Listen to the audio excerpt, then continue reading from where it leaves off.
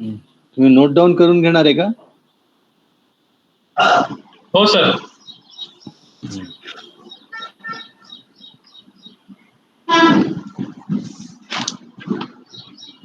तुम्हाला आता एक व्हॉट्सअपवर मी एक डायग्राम पाठवला, त्या डायग्रामच्या संदर्भातला एक्झाम्पल आहे. ओके. सुबोध, जर तू तो डायग्राम लावू शकला याच्यावर तर बरं होईल, जमत असेल तर.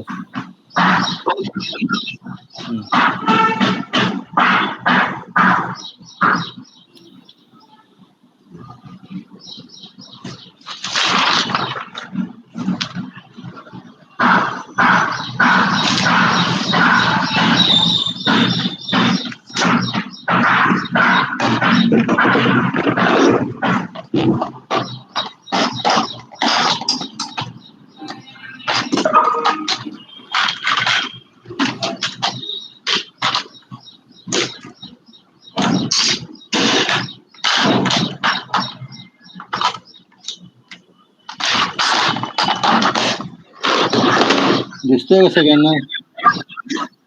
एक मिनिट. कोणाचा आवाज येतोय?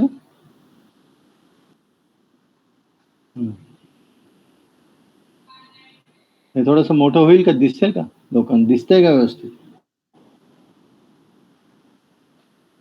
हो सर. डायग्राम दिसतोय ना?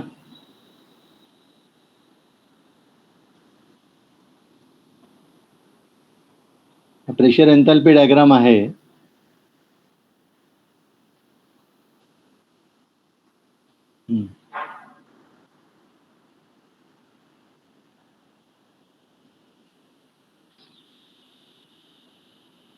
ये जो डायग्राम सबको दिख रहा है ना, ये प्रेशर एंड एंथैल्पी डायग्राम है. एग्जाम्पल है, अभी मैं आपको बता रहा हूँ, आप जरा नोट कर लीजिए उसको. हम इससे विल ट्राई टू अंडरस्टैंड. एक वन मोर एग्जाम्पल लेके. एग्जाम्पल ऐसा है कि water chilling using refrigerant 22.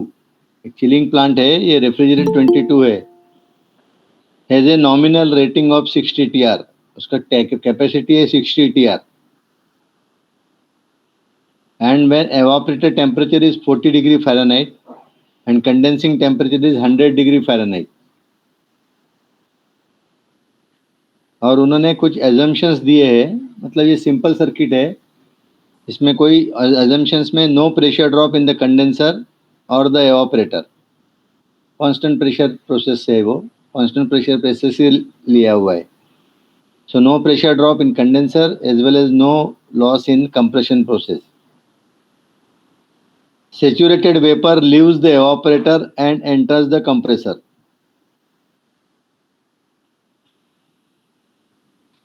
And saturated liquid leaves the condenser. तो सिंपल है, मतलब saturated vapor leaves the evaporator and enters the compressor, आपको मालूम है. And saturated liquid leaves the condenser. तो उन्होंने क्या पूछा है? What is their question? For the theoretical refrigeration cycle, compute required refrigerant flow. उनका कहना है कि find out required refrigerant flow, change in enthalpy for compression process. Enthalpy change पूछा है कंप्रेशन प्रोसेस में. And heat to be dissipated by condenser. तो 3 चीज उन्होंने फाइंड आउट करने को बोला है. ओके, समझ रहे ना आप सब लोग? हेलो सर, एक बार क्या क्या उन्होंने पूछा, मतलब जो क्वेश्चन वो जरा एक बार फिर से बताएं ना, क्या क्या फाइंड आउट करने थे. हाँ, पहला सवाल है रिक्वायर्ड रेफ्रिजरेंट फ्लो. इसमें फ्लो जो फ्लो, ये प्लांट में जो रेफ्रिजरेंट रिक्वायर्ड है ना, उसका फ्लो चाहिए. 60 TR का प्लांट में रिक्वायर्ड फ्लो. ओके. दूसरा उसका चेंज इन एंथैल्पी का कंप्रेशन प्रोसेस में. तो कंप्रेशन प्रोसेस हो रहा है, उसमें जो एंथैल्पी का चेंज है वो पूछा है.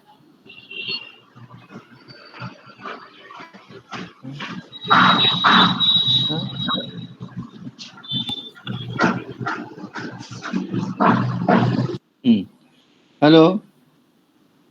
Yes sir. एंड तीसरा पूछा है heat to be dissipated by the condenser.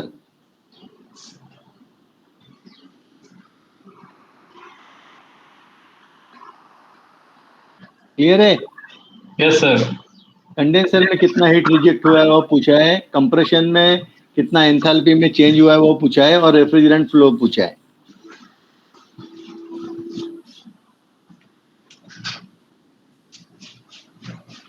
ठीक है. Okay sir.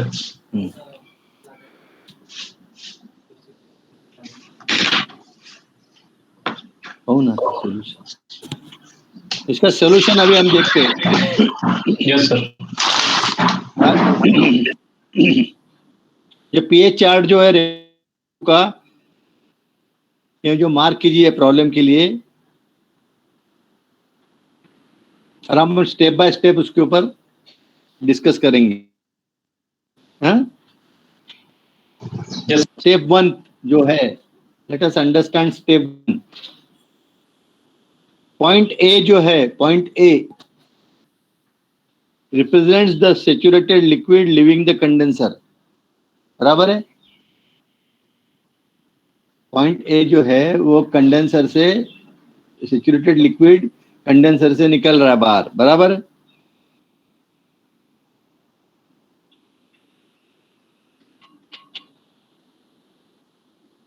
100 डिग्री फ़ारेनहाइट उसको उन्होंने मेंशन किया हुआ है.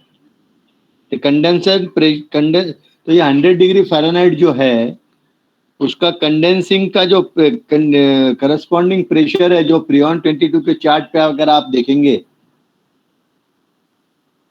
It will be 210 psi. तो वो अगर वो उसको एक्सटेंड करेंगे प्रेशर लाइन की तरफ, प्रेशर लाइन पे जाके डॉटेड लाइन जो जा रही, तो वो प्रेशर दिखा रहा है 210, 210 psi जी.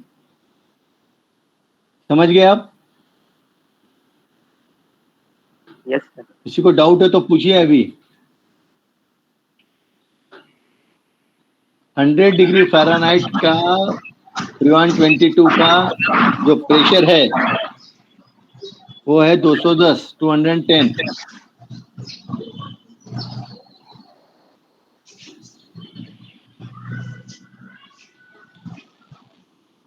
इसके बाद क्या होता है कि एब्जॉर्प्शन, एवापोरेटर में क्या हो रहा है, absorption of heat in evaporator takes place on the constant temperature line of 40 degree Fahrenheit. जो एवापोरेटर में जो हीट एब्जॉर्ब हो रही है वो हो रही है 40 डिग्री फ़ारेनहाइट एवापोरेटर टेम्परेचर. तो 40 डिग्री फ़ारेनहाइट दिखाया हुआ है आपको. समझ गए वो आप? हाँ. Yes sir. तो 40 डिग्री फ़ारेनहाइट का फ्रीऑन 22 का चार्ट पे करस्पॉन्डिंग प्रेशर अगर आप देखेंगे और उसको ड्रॉ 84 psi.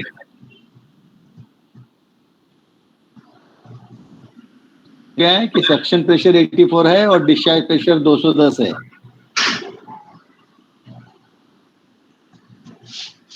ठीक है. Okay sir.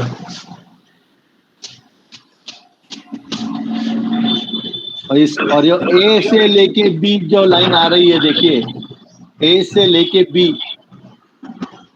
जो वर्टिकल लाइन दिख रही है आपकी, ए से लेके बी, वो जो लाइन दिख रही है वो रिप्रेजेंट कर रही है आपकी एक्सपेंशन, मतलब थ्रॉटलिंग प्रोसेस जो एक्सपेंशन वाल्व में हो रहा है वो. Yes sir. Crossing through the expansion valve. ठीक है.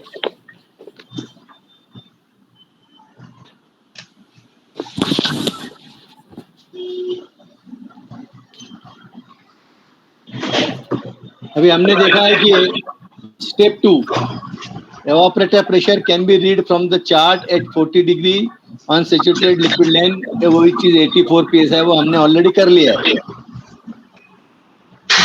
ठीक है. अभी जो हॉरिजॉन्टल लाइन है from B, horizontal line from B represent the heat. Horizontal line जो बी से चालू हो रही, आवाज बहुत आ रहा है किसी की तरफ से. हाँ, हॉरिजॉन्टल लाइन जो बी रिप्रेजेंट कर रही है, B to C, it is getting the refrigerant gains the heat उसमें जो हीट गेन हो रहा है B2C लेवल पे, B2C लाइन पे, वो एवापोरेटर में वो हॉरिजॉन्टल प्रोसेस है कांस्टेंट प्रेशर पे,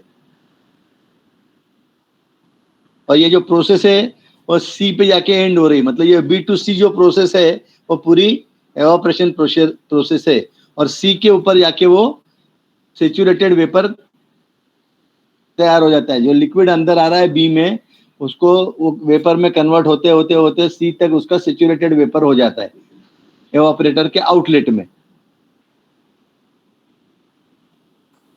now step 3, now saturated vapours enters the compressor at point C. अब सेचुरेटेड वेपर कंप्रेसर में सी पॉइंट पे एंटर कर रहा है, and compression process ends at some point. कहां पे एंड हो रहा है वो? डी पॉइंट पे हो रहा है, विच इज 210 psi, बराबर। C to D is a compression process, और ये जो सी टू डी प्रोसेस है, ये जो प्रोसेस है ये कंप्रेशन प्रोसेस है, और डी में, और डी टू ए, मतलब ये जो 210 psi जो उसका हुआ है वो अभी कंडेंसिंग प्रेशर हो गया है, वो उसके ऊपर वो there will be point D is,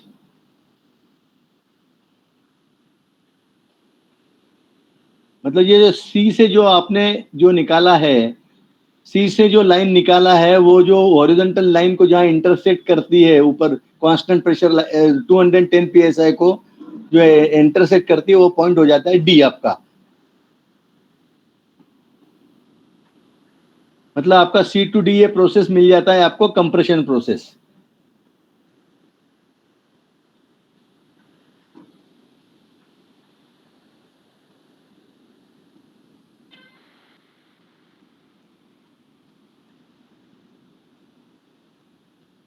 इसको एक्चुअली टेक्निकली आइसेंट्रोपिक प्रोसेस भी बोला जाता है। ये जो सी टू डी है, एक्चुअल चार्ट पे आप देखेंगे तो वो कर्व्ड पोर्शन रहता है, नॉर्मली इट्स ए कर्व्ड।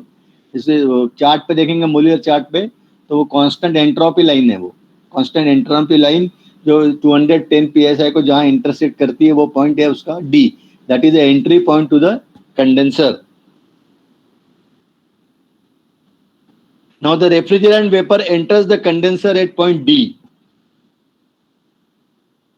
अभी इसमें कोई भी प्रेशर ड्रॉप हमने कंसीडर नहीं किया हुआ है, इसलिए ये जो है पूरा कांस्टेंट प्रेशर लाइन दिखाएगा, वो 210 का पूरा जो लाइन है, इसमें सुपर हीट डी से लेके ए तक जो कंडेंसेशन प्रोसेस हुआ है, मतलब डी से थोड़ा सुपर हीट निकला है, उसके बाद उसका लिक्विड में कन्वर्जन हुआ है और ए पॉइंट तक आया है। अभी हमने सबकुल और सबकुल इसमें नहीं है, तो डी टू ए जो प्रोसेस है वो पूरा कंडेंसेशन का प्रोसेस है। DA, so DA line is condensing process. So वापस क्या हो गया? A to B expansion process, B to C evaporation process, C to D compression process, and D to A condensing process. समझ गए sir आप सब? Yes.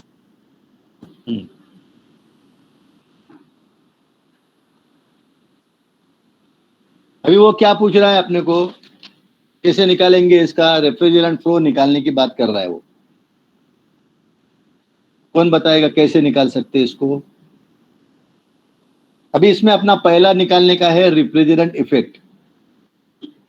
First find out the refrigerant effect. Refrigerant effect मतलब कैसे निकलेगा? अभी ये देखिए, जैसे ए टू बी लाइन है और सी लाइन है, डी लाइन है। आप नीचे तक देखेंगे डॉटेड लाइन पे मैंने जो मार्क किया हुआ है, वहां पे एक में 39 है, एक में 108 है, एक में 118 है। ये क्या है? व्हाट इज दिस 39, 108, 118 क्या बता रहा है वो? सर ये चेंज इन एंथैल्पी है। चेंज इन एंथैल्पी तो है, लेकिन वो एंथैल्पी कर्व दिखा रहा है ना। नीचे के जो प्रोसेस है 39 वो हॉरिजॉन्टल लाइन पे है, 39 एंथैल्पी बीटीयू पर पाउंड दिखा रहा है ना, 39 बीटीयू पर पाउंड, 108 बीटीयू पर पाउंड, 118 बीटीयू पाउंड। हाँ, ये एंथैल्पी है उस पॉइंट की। हाँ, समझ गए ना? हाँ। तो B2C में जो चेंज इन एंथैल्पी है वो कितना है? B2C में चेंज एंथैल्पी है। मतलब रेफ्रिजरेंट इफेक्ट है, तो समझ गए आप एवापोरेटर में कितना चेंज हुआ है। हाँ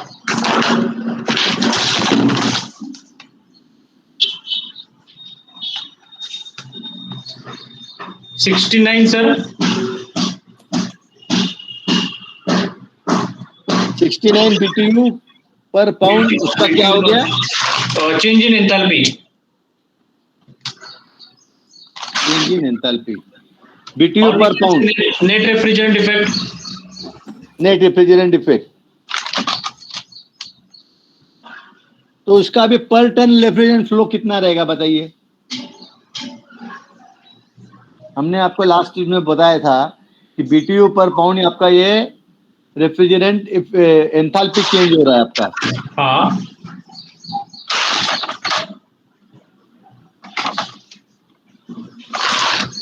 एक सेकेंड है, 1 मिनट है,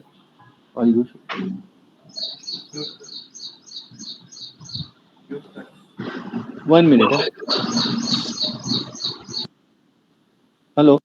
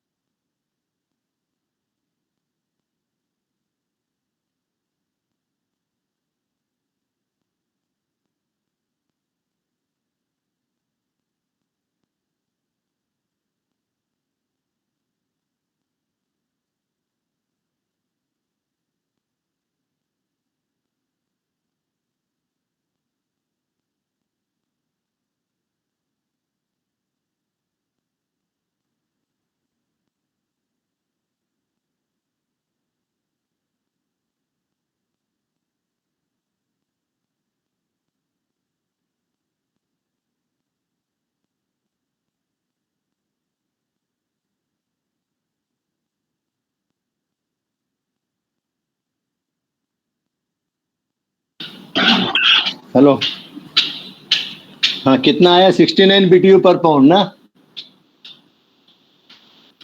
यस हेलो, सर। हाँ तो अभी आप मेरे को बताइए 69, तो अभी अपना पर टन के लिए रेफ्रिजरेंट फ्लो कितना रहेगा? अभी आप ही निकालिए, मैं नहीं बताऊंगा।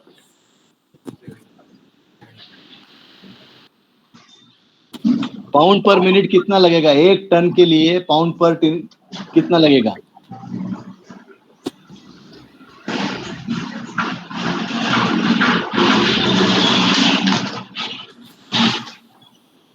कितना लगेगा अजय जी?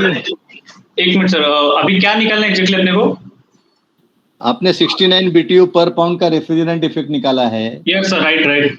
अभी अपने को 1 टन इफेक्ट मिलने के लिए कितना रेफ्रिजरेंट, ये एंथैल्पी इतना रेफ्रिजरेंट इफेक्ट दे रहा है ये रेफ्रिजरेंट आपको।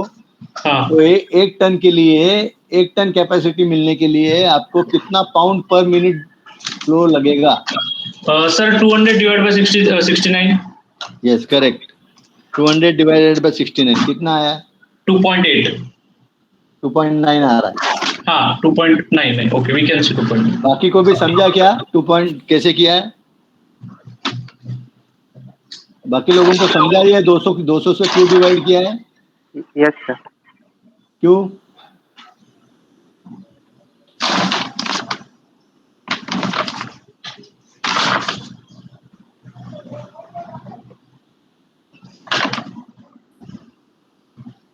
क्योंकि 200 BTU पर मिनट अपना refrigerant effect is equal to 1 TR।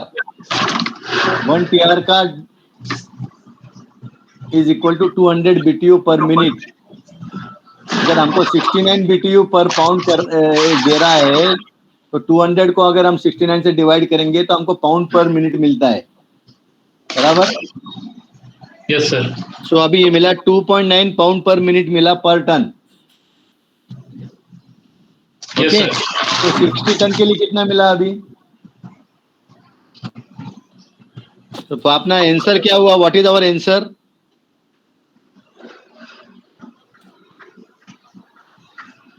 Hello, what is our answer? 174। 174.0। Okay, 174 pound पर मिनट आपका ये हो जाता है पाउंड पर मिनट ना सर? पर मिनट 60 टन के लिए। Refrigerant flow. ठीक है, correct? Yes sir, yes sir. Now find out the change in enthalpy during compression process. वो कैसे निकालेंगे आप?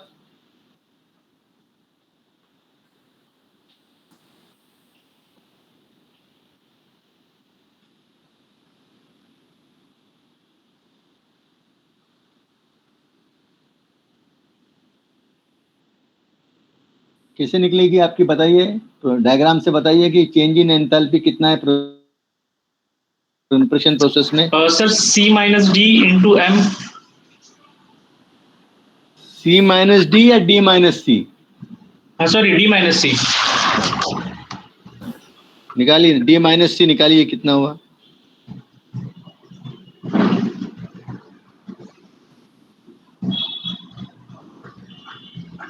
D माइनस सी कितना आया? एक मिनट सर।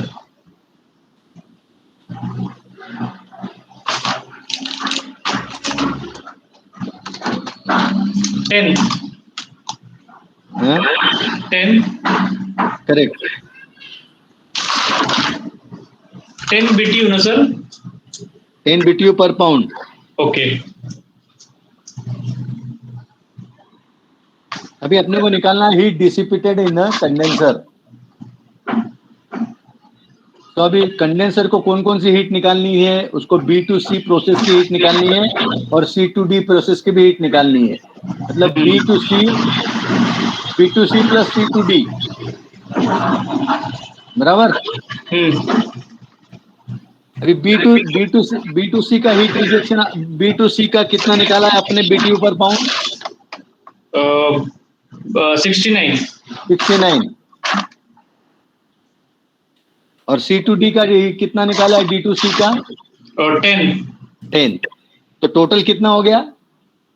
79 हाँ, तो हीट रिजेक्शन कितना हो गया? 79 BTU पर पाउंड। पाउंड। तो टोटल कितना हो गया? पर मिनट कितना हो जाएगा?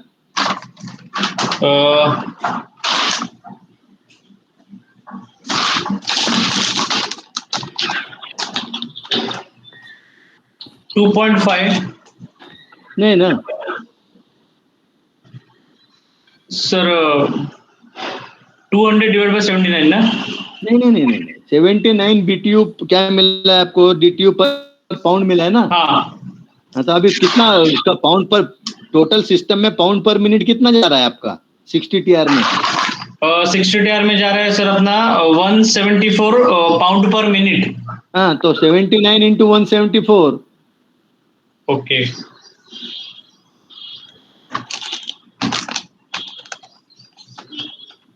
One 3746 BTU per minute.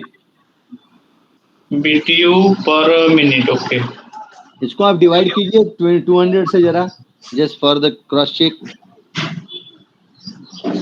68.73 68 68.73। 68.73। Yes sir. Okay, अभी 68.73 को 60 से डिवाइड कीजिए। अच्छा, 1.14 1.14। इसका मतलब क्या हो गया है कि आपका जो हीट रिजेक्शन फैक्टर है, देखिए 60 टन 60 टन रिक्वायरमेंट के लिए आपको 68 टन का हीट रिजेक्ट करना पड़ रहा है। मतलब आपको कितना, 60 टन के लिए 8 टन ज्यादा लग रहा है, यस सर। है ना? तो उसका जो हीट रिजेक्शन फैक्टर है बिकॉज ऑफ द कंप्रेशन उतना ऐड हो गया वो। ठीक है सर, ये 68.73 BTU पर मिनट हो गया क्या? नहीं, 68 TR हो गया, ओके, क्योंकि 200 BTU पर मिनट से डिवाइड कर रहे हैं ना आप उसको। Okay, okay okay.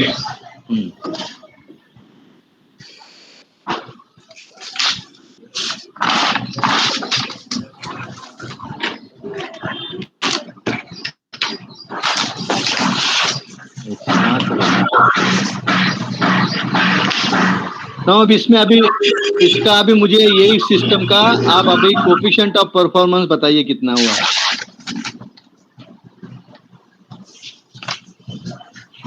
आप ही निकालिए, और कैसे निकालेंगे बताएं।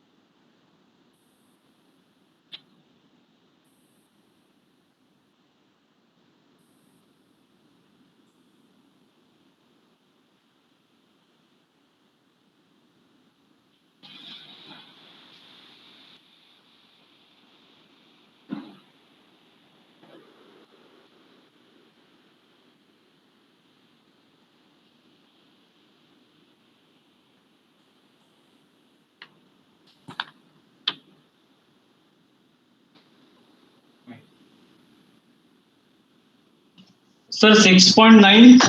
हाँ, 6.9 बराबर। समझा बाकी के लोगों को?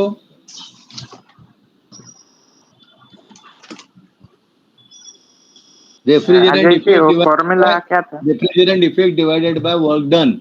69 is the refrigerant effect and work done is 10. So 16/10।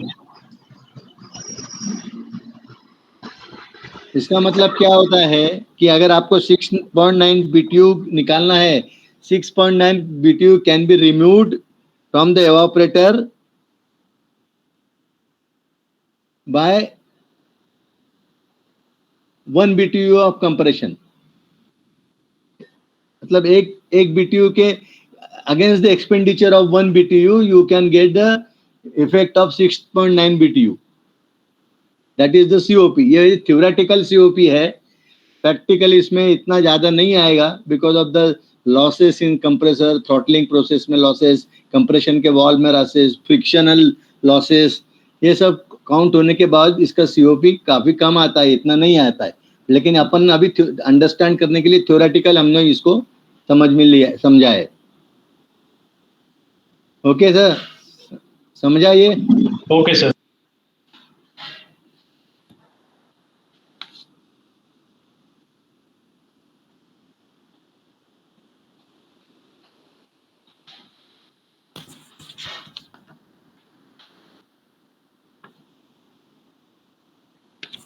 और एक एग्जांपल लेना चाहेंगे? Yes sir.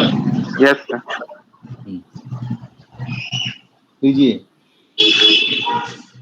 एक रेफ्रिजरेशन सिस्टम है,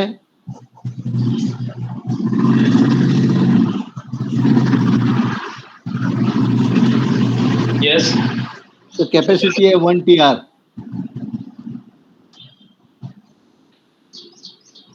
अभी ये डायग्राम निकाल दिया सुबह तो भी चलेगा, क्योंकि ये अभी that is over now. Refrigeration system है, आप इसको नोट किया तो भी चलेगा सुबह। Refrigeration system 1 ton capacity has an evaporator temperature of 40 degree Fahrenheit.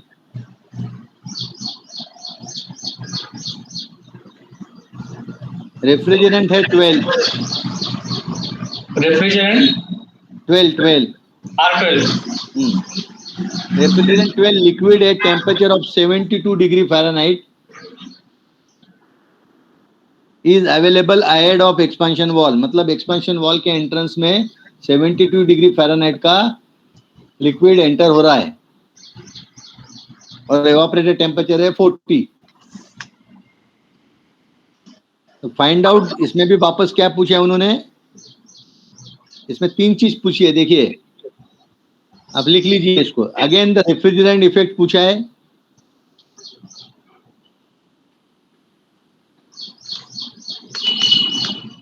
Okay. The weight of refrigerant to be circulated per ton, वो भी वापस वही पूछा है।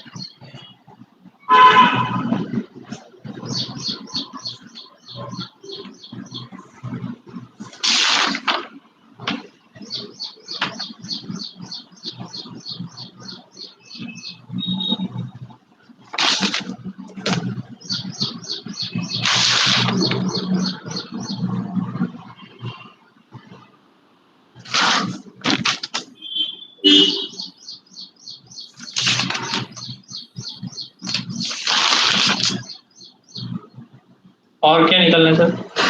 Volume of vapour living the evaporator पर मिनट भी पूछा है।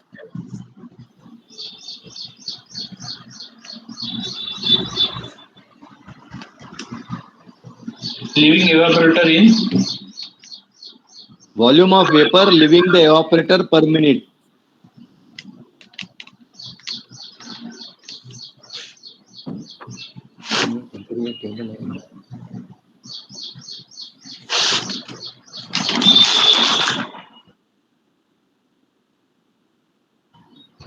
देखा आपने?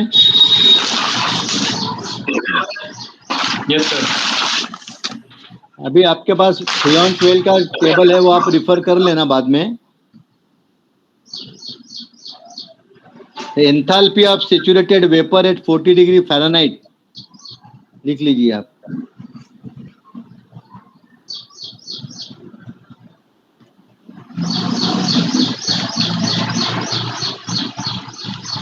is 81.436।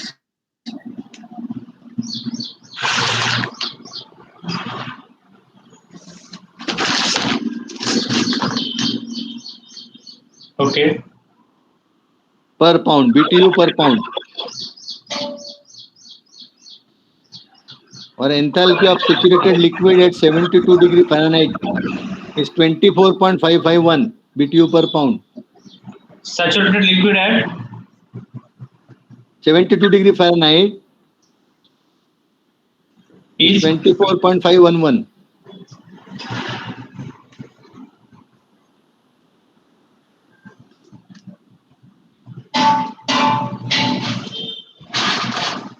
तो क्या हो गया, अगर आप वापस प्रोसेस ध्यान में देखेंगे तो जो लिक्विड की जो एंथैल्पी है थ्रॉटलिंग प्रोसेस के, वो एक्सपांशन वॉल के इंटर्स का जो एंथैल्पी रहता है वही एंथैल्पी नीचे तक कांस्टेंट रहता है, बराबर। Yes sir. सो आपका जो एवापोरेटर में जो एंटर हो रहा है उसका भी एंथैल्पी हो गया 24.511।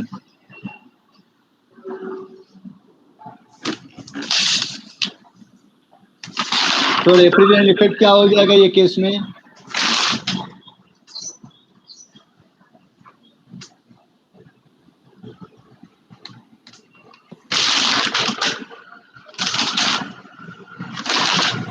वेपर का एंथैल्पी कितना दिया हुआ है? 81.436।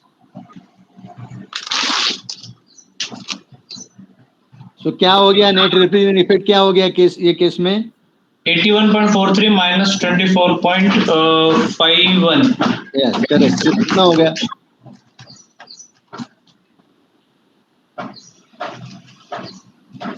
56.92।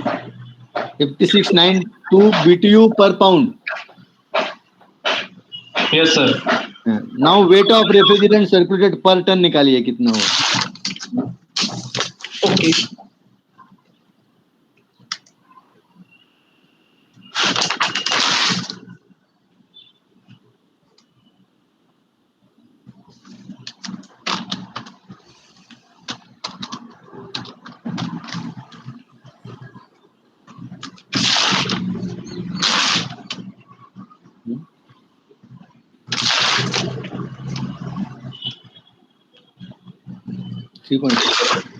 और 3.5 सर। 3.513 पाउंड पर मिनट। 3.5 पाउंड पर मिनट। पर मिनट पर टन, ये पर टन है, आप भूलिए मत, ये पर टन निकला है। ओके। अभी यहाँ पे अपने को 1 टन ही दिया है इसलिए इट्स ओके। अगर ये 15 टन का प्लांट होता तो आपको 15 से मल्टीप्लाई करना पड़ेगा। Yes yes yes sir. 3.513 pound पर मिनट। ये रेफ्रिजरेंट फ्लो हो गया सर। रेफ्रिजरेंट फ्लो हो गया ये। अभी वो क्या मांग रहा है? Volume of vapour living the evaporator पर मिनट।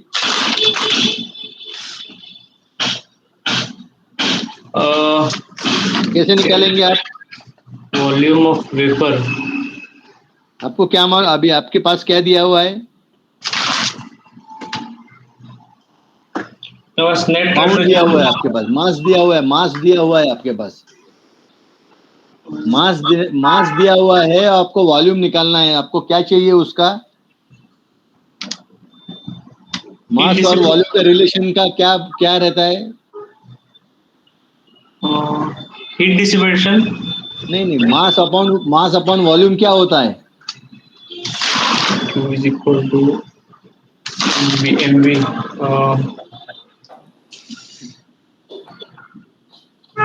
सबसे पहले बेसिक में सिखाना अपन ने।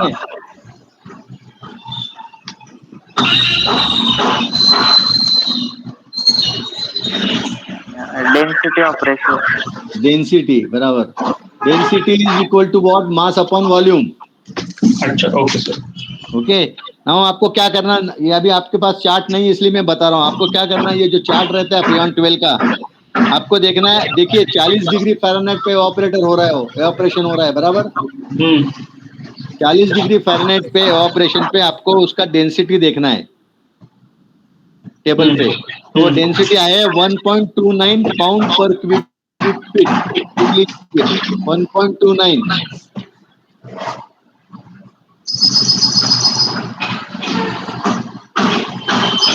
ये क्या है सर? डेंसिटी है? हाँ, 1.29 पाउंड पर cubic feet.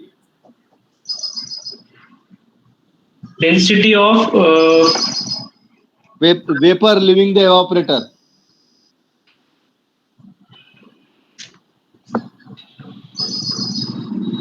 at 40 degree farad।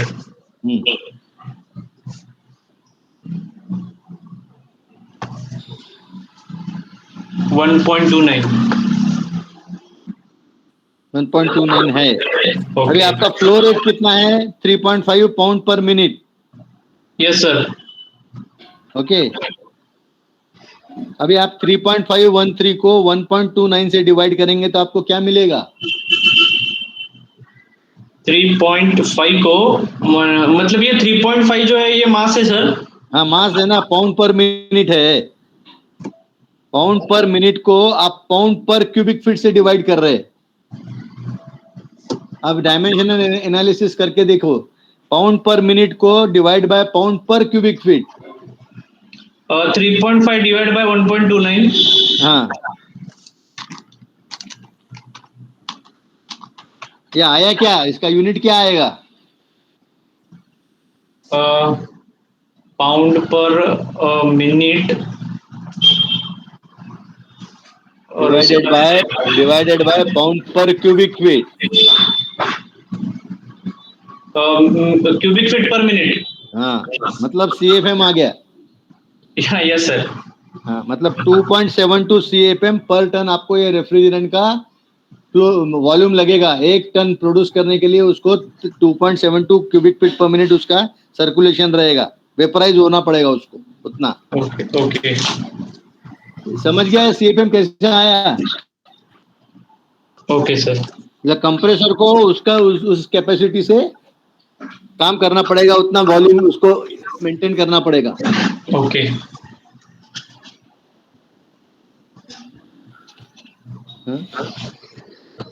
बाकी लोगों को समझ में आ रहा है ये? Yes sir.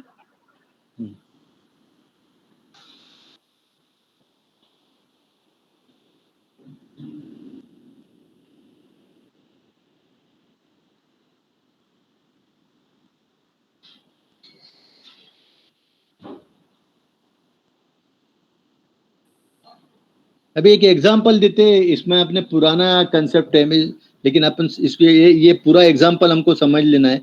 उन्होंने और क्या आगे बताया है कि इन्होंने डिस्प्लेसमेंट जो है, कंप्रेसर का जो डिस्प्लेसमेंट है, अभी ये 2.75 अपन ने निकाला, वर्किंग किया है बराबर।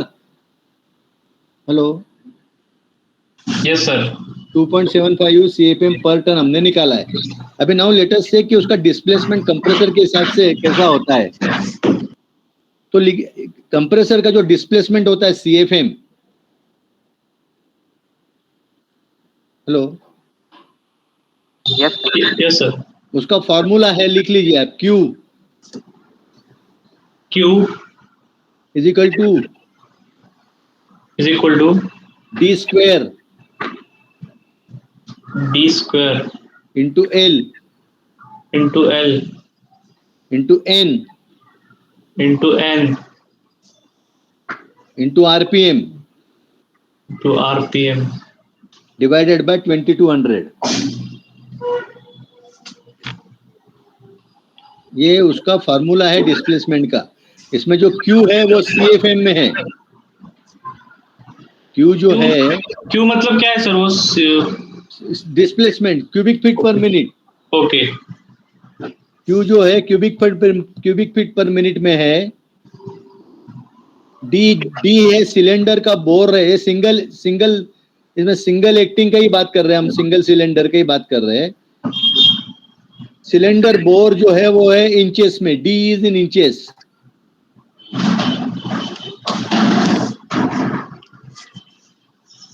ओके। उसका पिस्टन का जो स्ट्रोक है, लेंथ ऑफ स्ट्रोक, वो है इंचेस में। L is also inches.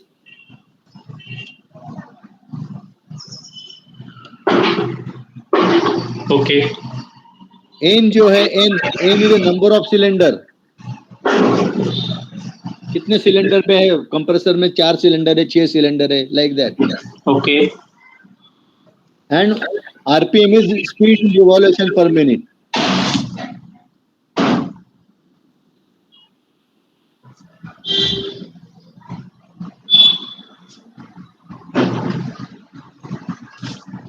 Okay. Okay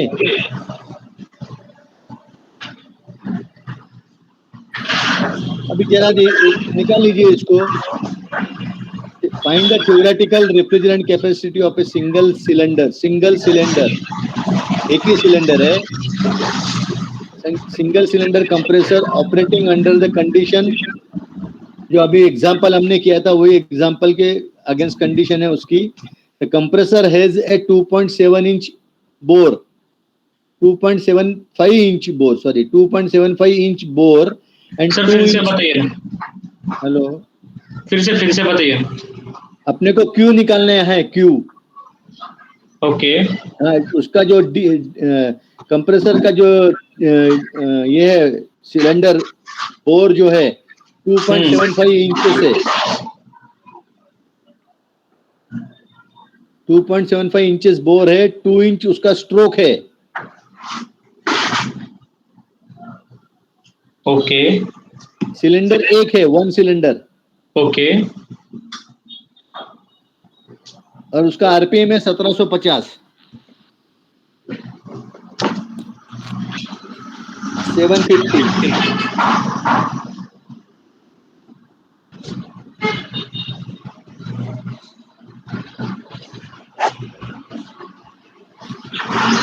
तो निकालिए जरा इसका कितना क्यू आ रहा है. आरपीएम 1750 ना सर? 1750.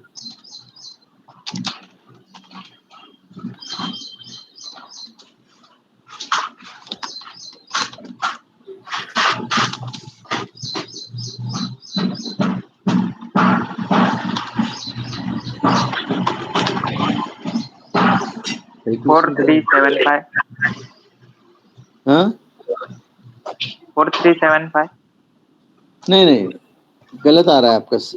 क्यू का वैल्यू कितने सीएफएम में आएगा? क्यू कितना आएगा सीएफएम? 12.03. 12.03.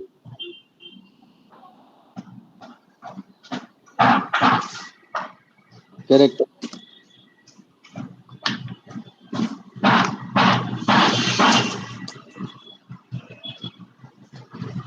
अभी आप मुझे बताइए, मैं अभी ज्यादा कुछ बताऊंगा नहीं आपको. आपने 12.03 सीएफएम निकाला है. मैंने आपको बताया था कि ये कंडीशन पिछले एग्जाम्पल के सुटेबल है. हाँ. अभी पिछले एग्जाम्पल को आपने वर्किंग किया हुआ है. अभी बताइए कि इस हिसाब से पिछले एग्जाम्पल का टनेज में कैपेसिटी कितना आया टीआर में? टनेज में कैपेसिटी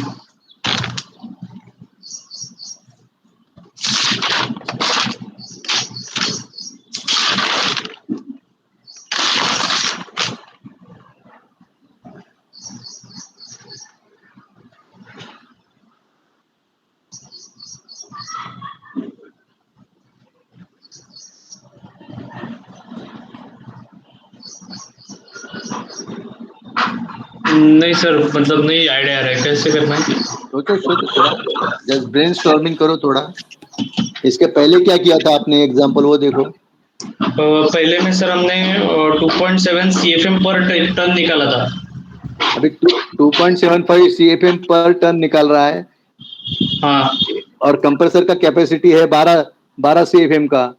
कंप्रेसर 12 सीएफएम पंप कर रहा है. आपको 2.75 1 टन के लिए चाहिए. तो 12 डिवाइडेड बाय 2.75 करेंगे तो टीआर हो गया ना उतना. 12 डिवाइड बाय 2.72 देख लीजिए, सिंपल देखिए, हमेशा डायमेंशन एंड एनालिसिस में जाया कीजिए. 2.72 क्या है? सीएफएम पर टन. लिख लीजिए सीएफएम पर टन. अभी आप सीएफएम को सीएफएम पर टन से डिवाइड करेंगे तो क्या आएगा? 12 सीएफएम को आप सीएफएम पर टन से डिवाइड कर रहे हैं, क्या आएगा? टनेज आएगा. सीएफएम कैंसिल हो जाएगा, टनेज ऊपर चला जाएगा. तो कितना आएगा? 12.03 डिवाइडेड बाय 2.72. ओके. 4.36 4.42 टन. 45. हाँ. बराबर. Yes sir.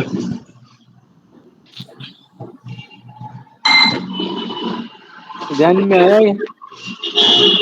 Yes sir.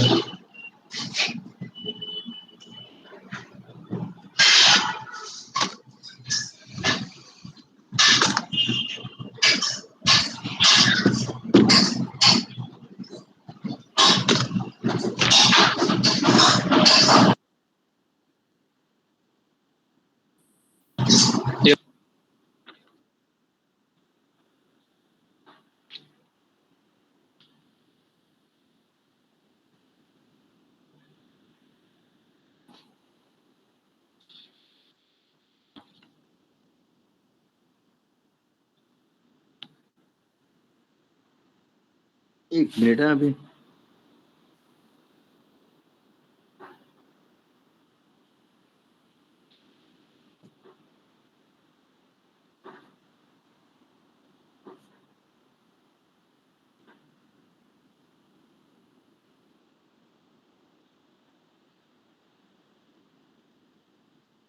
अभी आप भी आप एक मैं एग्जांपल देता हूँ, इसका आंसर आप ही कीजिए। अभी मैं बताऊंगा नहीं आपको, अगर नहीं आया तो भी बताता हूँ। फिर सिर्फ एंथैल्पीज में बताऊंगा क्योंकि आपके पास चार्ट अभी रिफर करने के लिए आपको आदत नहीं है उतनी। सिंपल है, एग्जैक्टली ये व्हाट हमने किया, एक एक्सरसाइज जैसा ही है, प्रैक्टिस करने जैसा है।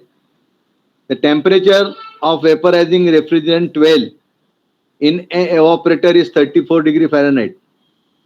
एवापोरेटर टेम्परेचर है 34 degree Fahrenheit. Temperature of liquid ahead of expansion wall is 78 Fahrenheit.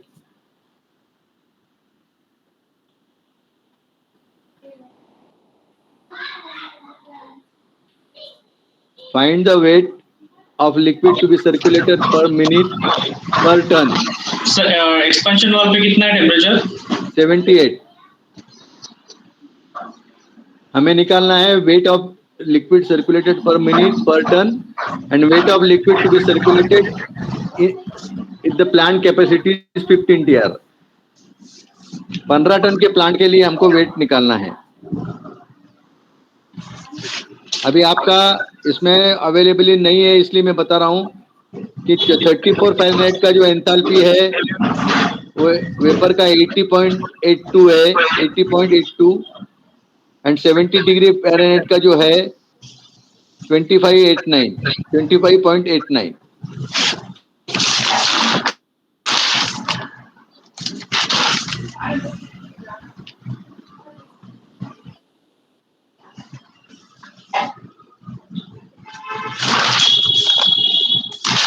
34 आणि 78।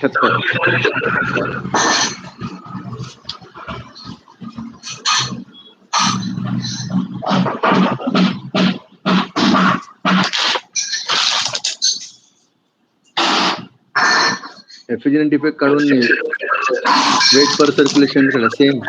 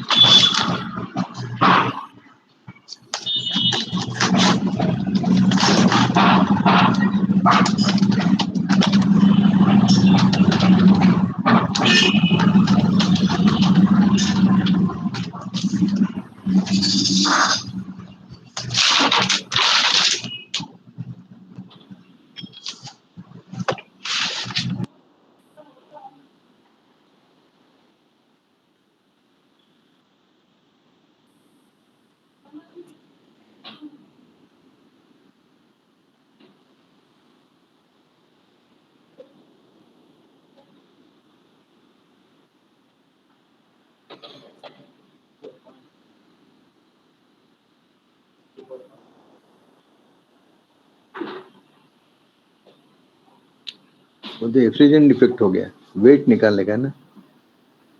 200 डिवाइडेड बाय 54.9।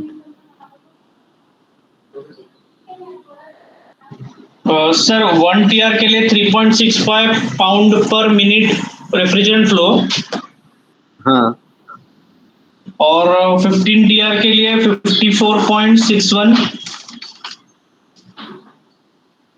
54.6 करेक्ट। 54.61 पाउंड पर मिनट का। हाँ करेक्ट है। Refrigerant flow.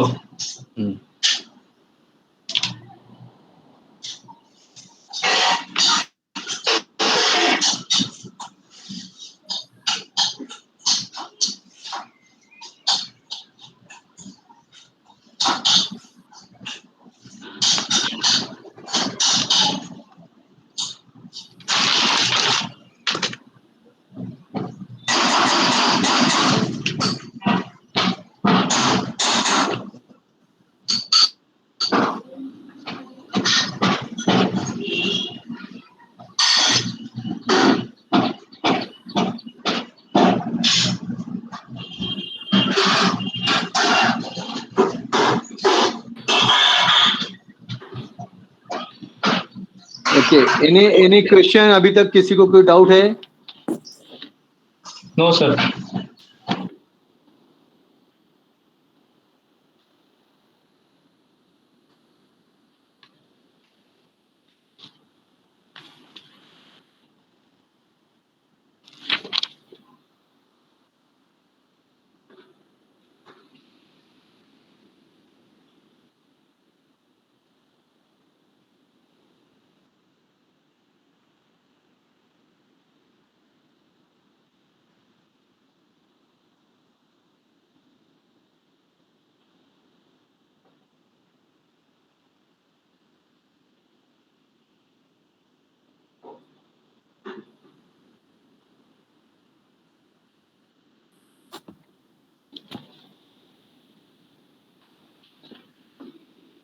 अभी आप मुझे बताइए, आपने इतना देखा पढ़ा है, अभी ये जो कांस्टेंट एंथैल्पी जो प्रोसेस हम बता रहे थे एक्सपेंशन वॉल में,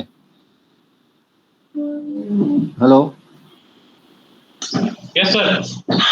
एक्सपेंशन वॉल में जो कांस्टेंट एंथैल्पी जो दिख रहा है आपको प्रोसेस, अभी इसमें कांस्टेंट एंथैल्पी प्रेशर उसका ड्रॉप हो रहा है और उसका लिक्विड जो है वो ठंडा हो रहा है, लिक्विड का कूलिंग हो रहा है। High pressure liquid become low pressure liquid, cool liquid. High temperature, high pressure liquid becomes low pressure, low temperature liquid, which is entering into evaporation. लेकिन उसका एंथैल्पी कांस्टेंट है, बराबर? Yes sir. तो क्या प्रोसेस है, कैसे होता है ये? What is is why it happens, कैसे, किस वजह से ऐसा होता है? क्या एवापोरेटर के अंदर जाने वाला लिक्विड पूरा 100% लिक्विड रहता है? क्या एक्सपेंशन वॉल से बाहर निकलने वाला रेफ्रिजरेंट पूरा लिक्विड रहता है? क्या what is exactly happening inside to keep the enthalpy constant? Sir 80% liquid and 20% vapour रहते हैं जब वो एक्सपेंशन वॉल से बाहर निकलता है। 18% 20% आप बोल रहे हैं, ठीक है, चलो परसेंटेज को बात करते हैं, लेकिन क्यों, व्हाट इज एग्जैक्ट, क्यों होता है ऐसा? क्योंकि उसका प्रेशर ड्रॉप हो रहा है, हाँ, so that's why enthalpy same. नहीं ऐसा नहीं बोल सकते।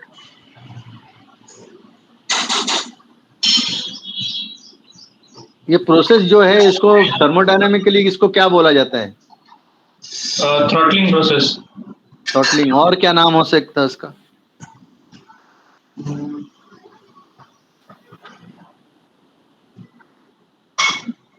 कांस्टेंट एंथैल्पी हो गया, थ्रॉटलिंग हो गया, और क्या होगा? बेसिक नेम क्या है उसका?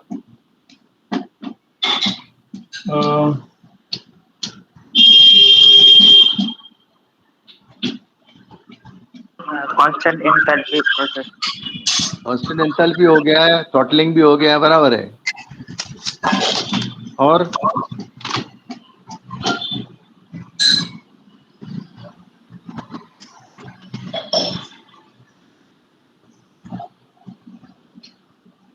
एडियाबैटिक। ओके, हाँ। तो एडियाबैटिक प्रोसेस में क्या होता है ना, हीट गेन अंदर से बाहर से, देयर इज नो गेन और loss, there is no heat gain, there is no loss, heat loss. Hello, yes sir. हाँ, तो जो लिक्विड है, हाई प्रेशर लिक्विड में से जब ये थ्रॉटलिंग प्रोसेस जब शुरू होती है, hello, yes sir. Yes sir. तब ये जो लिक्विड रहता है, लिक्विड, यस। वो some of the liquid absorbs some latent heat and converts into the vapor. Flashing बोलते हैं उसको, flash. Hello, some liquid vapor में कन्वर्ट होता है, और जब वो कन्वर्ट होता है वेपर में तब वो लेटेंट हीट एब्जॉर्ब करता है, बराबर? लिक्विड टू वेपर जब होता है तो वो लेटेंट हीट एब्जॉर्ब करेगा ना वो। ओके। तो वो जब लेटेंट हीट एब्जॉर्ब करता है तो कहां से करेगा? उसके पास दूसरा कोई सोर्स नहीं है, तो जो Yes, sir. रिमेनिंग लिक्विड है उसमें से ये एब्जॉर्ब करता है, ओके इसलिए वो लिक्विड ठंडा होता है। ओके समझे क्या? थोड़ा सा डिफिकल्ट है अंडरस्टैंड करने के लिए, लेकिन इतना भी डिफिकल्ट नहीं है। ओके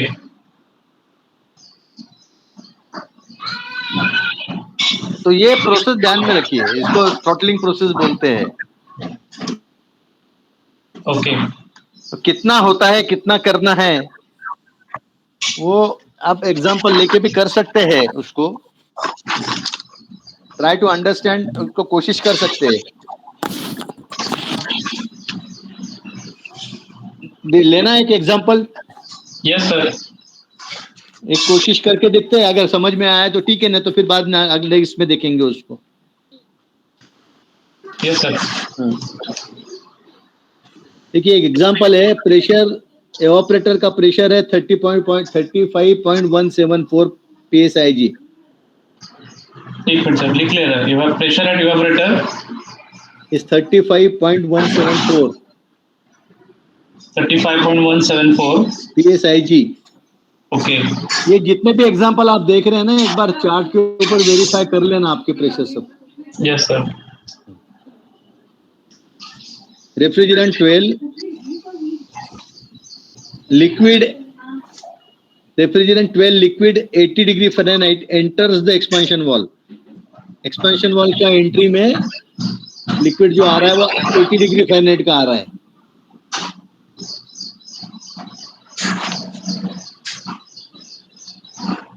ओके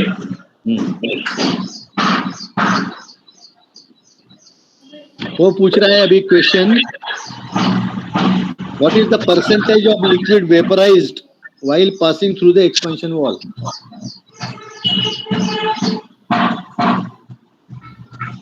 इसको समझ लेना अच्छी तरह से, ये एग्जांपल थोड़ा सा डिफिकल्ट है लेकिन समझ। While passing through expansion valve में परसेंटेज ऑफ लिक्विड वेपराइज्ड, हमने अभी देखा ना उसका प्रोसेस कि उसमें वेपराइज होता है वो। यस सर तो वो वेपराइज कितने परसेंट से होता है ये निकालना है हमें। जैसे आपने 20% बोला, यस सर 80% 20%, तो एक्चुअली कैसा है निकालने का उसको। ओके आप इस प्रोसेस से निकाल सकते हैं आप कभी भी। एंड सेकंड पूछ रहा है वो refrigerant effect of each pound of refrigerant flowing through the operator. ठीक है, वो देखते हैं बाद में। अभी देखो इसमें क्या करना पड़ेगा आपको, इन्होंने क्या दिया है आपको, प्रेशर दिया हुआ है 35। यस सर तो आपको रिवर्स जाके प्रेशर से आपको रिवर्स में टेम्परेचर देखना पड़ेगा। हमेशा हम लोग टेम्परेचर देखते थे ना। यस सर तो vaporising temperature in the evaporator corresponding to 35 psi। 35 psi के ऊपर का जो टेम्परेचर है वो है 38 degree Fahrenheit.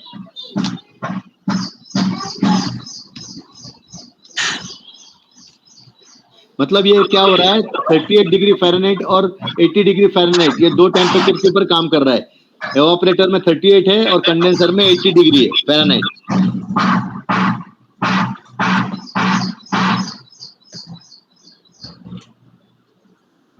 Okay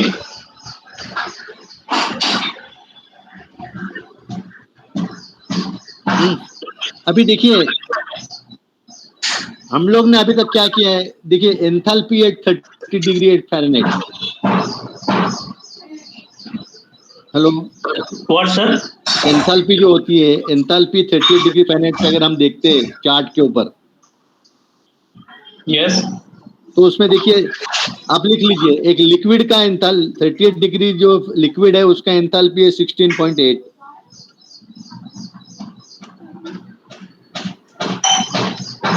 how much 16.8 okay और वेपर का है 81।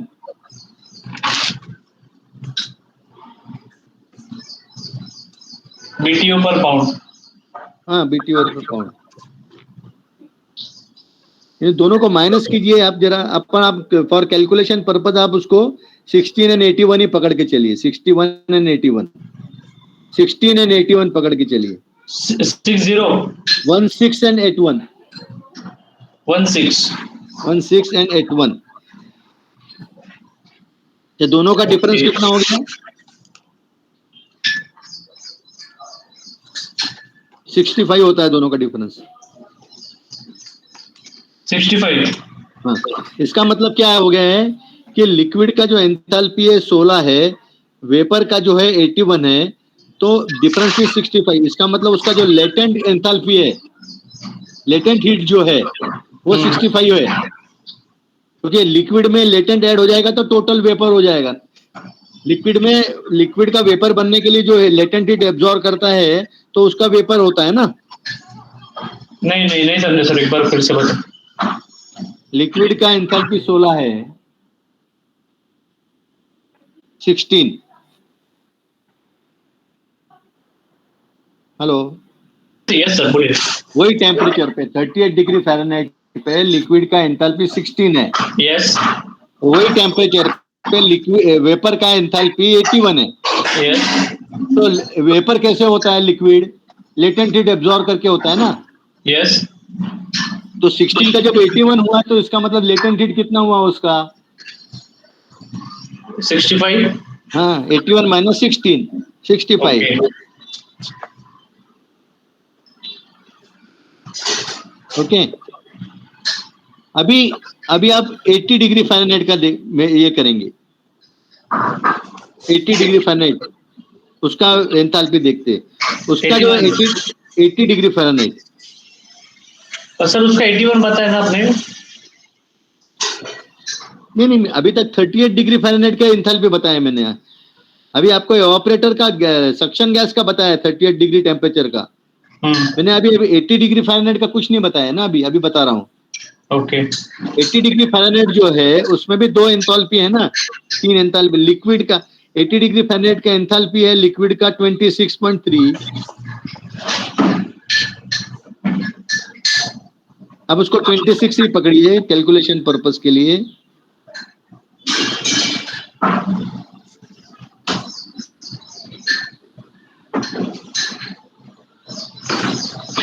ओके और वेपर है तो कितना है ये दिख नहीं रहा है मुझे। 85 है समझो, 85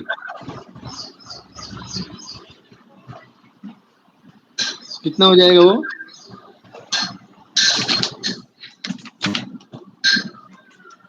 कितना? हाँ 59। अभी पकड़ के चलो, अभी देखते हैं, मेरे को एक दिख नहीं रहा है ठीक से। नेट रेफ्रिजरेंट इफेक्ट ना सर? हाँ, नेट रेफ्रिजरेंट इफेक्ट 59। नहीं, अभी इफेक्ट नहीं निकालना है अपने को अभी। Okay we try to understand. अपने को क्या निकालना है कि एक्सपांशन 80 डिग्री फ़ारेनहाइट जो एंटर कर रहा है लिक्विड एक्सपांशन वॉल में, और जो एवापोरेटर में जा रहा है उसमें कितना लिक्विड, उसमें से कितना लिक्विड वेपराइज हो रहा है, परसेंटेज निकालने के लिए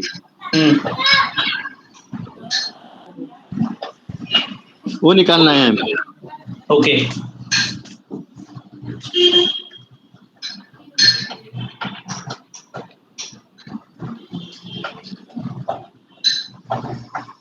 अभी आप देखिए, थोड़ा समझिए इसको ठीक से। अभी लिक्विड का जो एंथैल्पी है 80 डिग्री फ़ारेनहाइट का जो 26.36 है, बराबर, वही कंटिन्यूस नीचे आता है एंथैल्पी में। नॉर्मली अपना कांस्टेंट एंथैल्पी वही लेते हैं ना अपन रेफ्रिजरेंट इफेक्ट निकालने के लिए, 26.3 लिक्विड 80 का। ओके, लेकिन देखिए सोचिए कि उसका टेम्परेचर कितना होता है जब 80 डिग्री का टेम्परेचर कितना आ रहा है, जब एवापोरेटर में 38 आ रहा है। 38 क्या है सर? 38 डिग्री फ़ारेनहाइट उसका एवापोरेटर टेम्परेचर है ना। 38 डिग्री फ़ारेनहाइट, हाँ। देखो, तो सिंपली समझ लीजिए हमारा पर्पस क्या है, हमको 80 डिग्री फ़ारेनहाइट को 38 डिग्री फ़ारेनहाइट पे कूल करना है। हाँ एक्सपांशन वॉल को। पर्पस क्या है? 80 डिग्री को 38 पे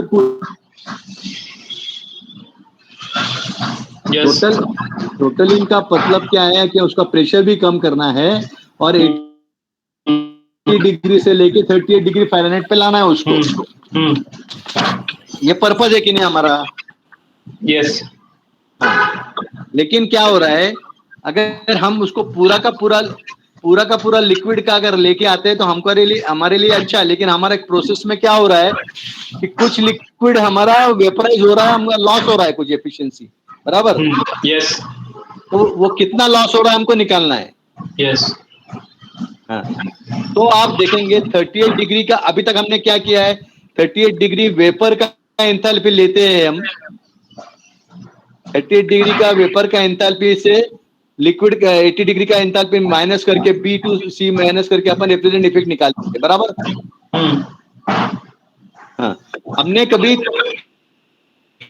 38 डिग्री फ़ारेनहाइट एवापोरेशन जो टेम्परेचर है उसके लिक्विड का एंथैल्पी कभी नहीं चेक किया, देखा कितना है। वेपर का लेते हैं हम, लेकिन लिक्विड का कितना नहीं देखा हमने, बराबर? तो लिक्विड का मैंने अभी आपको नोट डाउन करवाया है 16। 38 डिग्री फ़ारेनहाइट लिक्विड का एंथैल्पी है 16 ओके और 80 डिग्री फ़ारेनहाइट लिक्विड का है 26। यस अभी हमको मिलना चाहिए था थ्योरेटिकली 16 का एडवांटेज मिलना चाहिए था। अगर 26 की जगह 16 एवापोरेटर में एंटर करेगा, समझ लीजिए 26 की जगह 16 एवापोरेटर में एंटर करेगा तो हमको ज्यादा इफेक्ट मिलेगा कि नहीं? यस पर 16 नहीं एंटर कर रहा है, वो कितना एंटर कर रहा है? 26 कर रहा है। यस तो दोनों का डिफरेंस कितना होगा? 26 माइनस 16 10 समझ लीजिए 10। ये जो 10 BTU पर पाउंड है, हेलो, यस सर ये 10 BTU पर पाउंड है हमारा लॉस हो रहा है।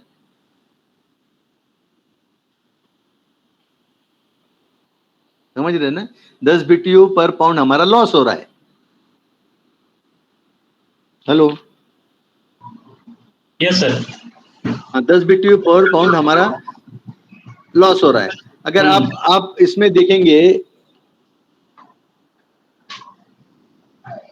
एक मिनट, आप देखिए अभी 38 डिग्री फ़ारेनहाइट का आपने देखे 16 निकाला है और वेपर का 81 है, तो लेटेंट हीट आपका 65 है।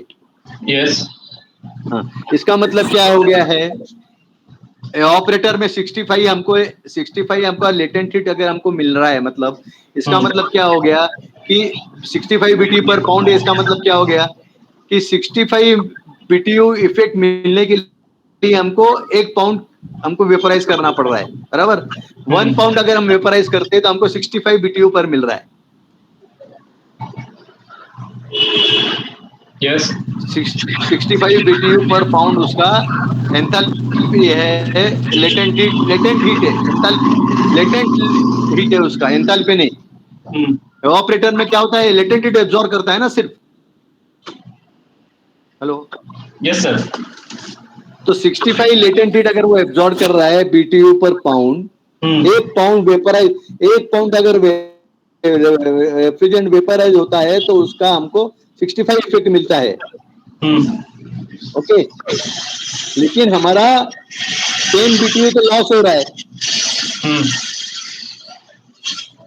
हमारे लिए सबसे सिर्फ वेपराइजेशन के लिए कितना अवेलेबल है? सिर्फ 10 BTU अवेलेबल है। हमने अभी देखा कि लिक्विड में का जो वेपराइज होने वाला है वो जो है वो दैट इज ओनली 10। आप समझ रहे हो मैं क्या बता रहा हूँ? 1 BTU 65 प्रोड्यूस कर रहा है, तो 10 BTU कितना करेगा? कैसे निकालेंगे आप? 10 into 65 10 into 65 1 BTU 65 पाउंड देता है, या 65 पाउंड BTU 65 BTU 1 पाउंड देता है, तो 10 पाउंड कितना, सॉरी 10 BTU कितना देगा?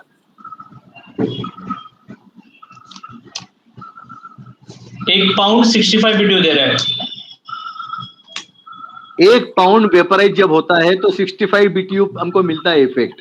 हाँ मतलब 65 BTU इफेक्ट मिलने के लिए हमको 1 पॉइंट हमको वेपराइज करना पड़ता है। आप उल्टा रखिए उसको, 65 BTU इफेक्ट मिलने के लिए हमको 1 पाउंड वेपराइज करना पड़ता है, तो 10 BTU के लिए कितना करना पड़ेगा? 10 BTU के लिए कितना करना पड़ेगा?